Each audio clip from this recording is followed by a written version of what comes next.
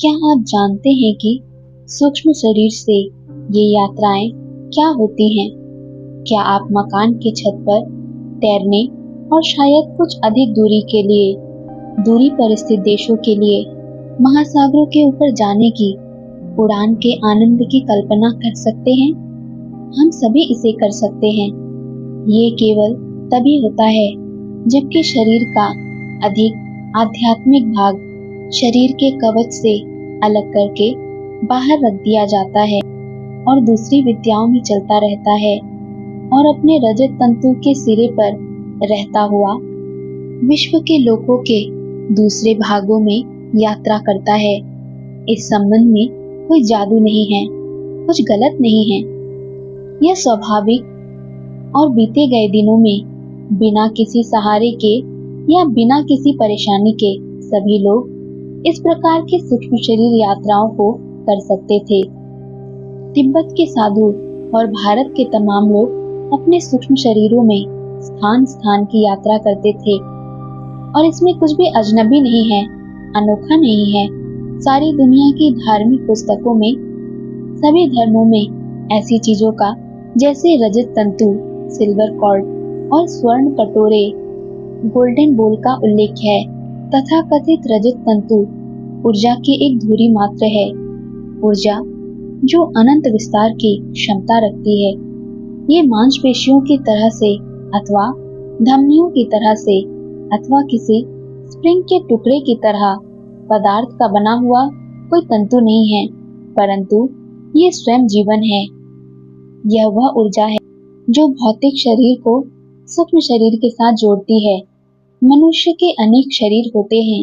एक क्षण के लिए हमारी रुचि केवल भौतिक और उसके अगले चरण सूक्ष्म शरीर में है। हम यह सोच सकते हैं कि जब हम दूसरी अवस्था में होते हैं तो हम दीवारों के आर पार चल सकते हैं अथवा फर्श पर गिर सकते हैं। हम विभिन्न घनत्व वाले फर्शों पर आराम से चल फिर सकते हैं। सूक्ष्म शरीर की इस यात्रा में रोजमर्रा की दुनियादारी की कोई रुकावटें हमारे रास्ते में नहीं आती।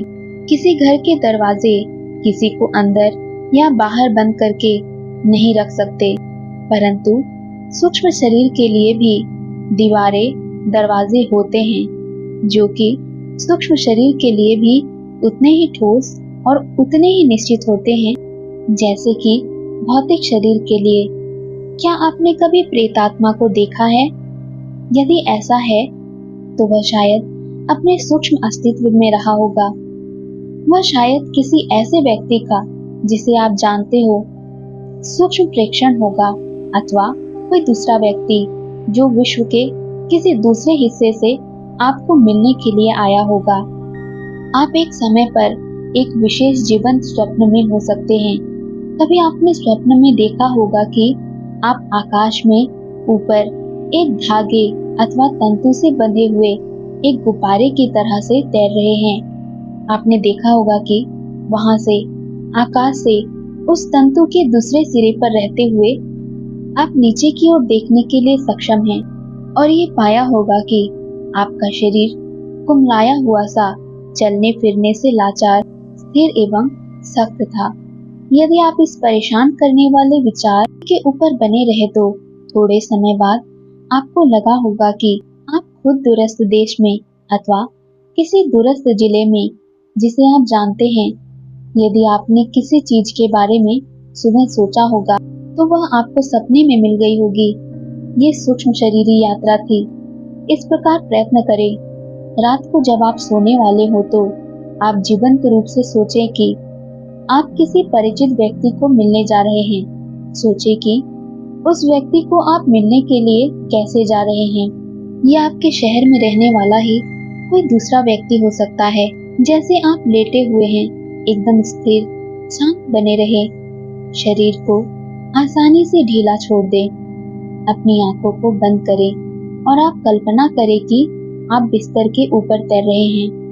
तैरते तैरते खिड़की में से बाहर निकल गए और आप गली के ऊपर तैर रहे हैं, ये जानते हुए कि कोई चीज आपको चोट नहीं पहुंचा सकती, ये जानते हुए कि आप गिर नहीं सकते।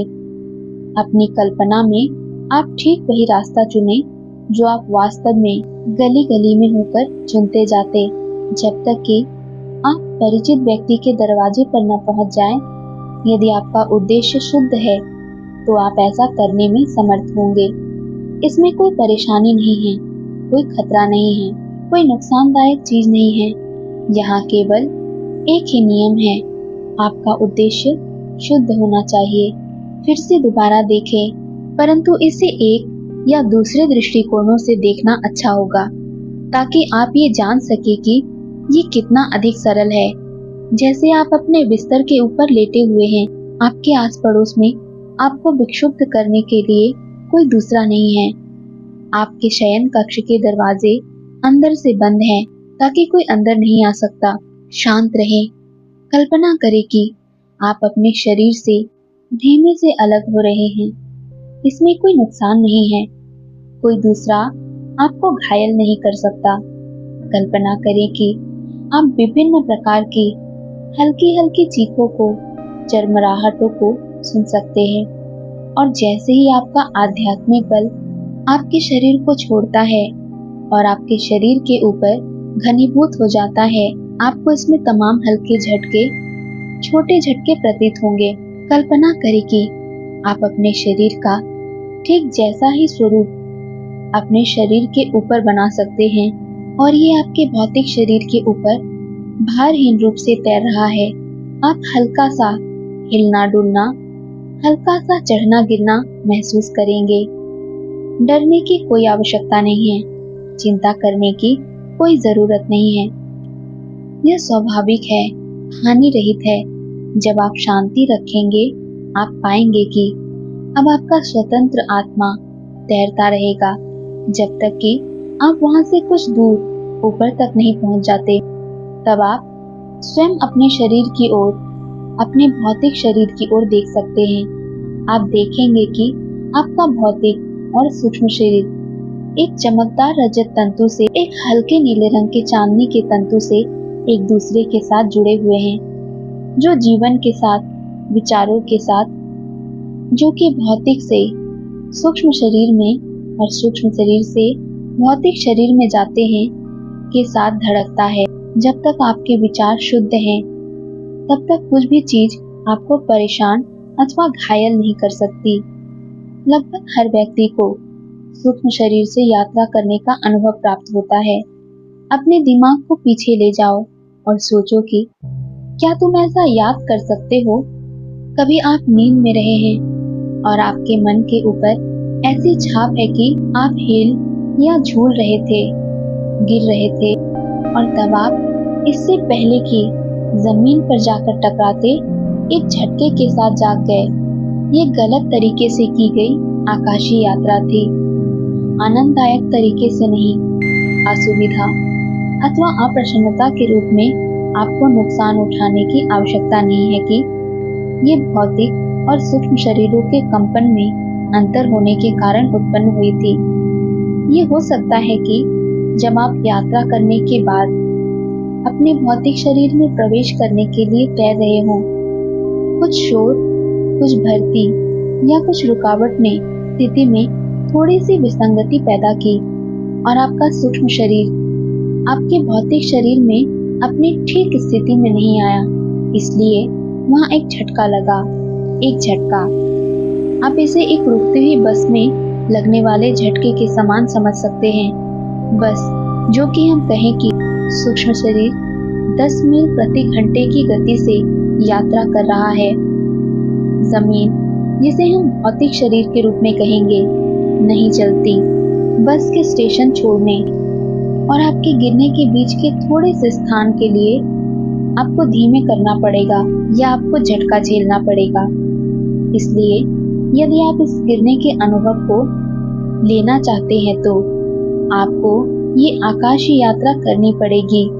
यद्यपि आप इसे जानते भी नहीं हैं, क्योंकि वापस आते समय लगने वाला झटका एक बुरी तरह का उतरना कहलाएगा, जो आपकी आकाशीय यात्रा में किए गए सभी अनुभवों जो आपने देखे की स्मृति को भुला देगा, मिटा देगा।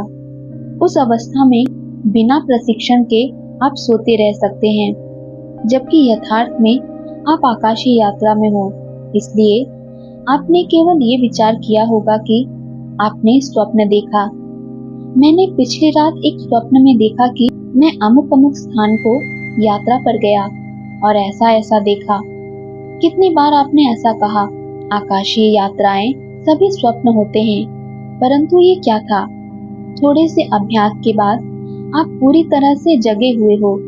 आप आकाशीय यात्राएं कर सकते हैं और आपने जो देखा और जो किया उसकी स्मृति को बनाए रख सकते हैं। इसका एक बड़ा नुकसान वास्तव में ये है कि जब आप आकाशीय यात्राओं में हो तो अपने साथ कुछ नहीं ले जा सकते, परंतु केवल अपनी आत्मा को ले जा सकते हैं। दिल की बीमारी वाले लोगों को आकाशीय गमन का अभ्यास नहीं करना चाहिए। इसके लिए ये हानिकारक हो सकता है, परंतु जिनके हृदय मजबूत हैं उनके लिए किसी प्रकार का कोई खतरा नहीं है, क्योंकि जहाँ तक आपकी नीयत शुद्ध है, जहाँ तक आप किसी बुराई के अथवा दूसरों की प्राप्ति के संबंध में नहीं सोच रहे हैं, किसी प्रकार का कोई नुकसान नहीं हो सकता।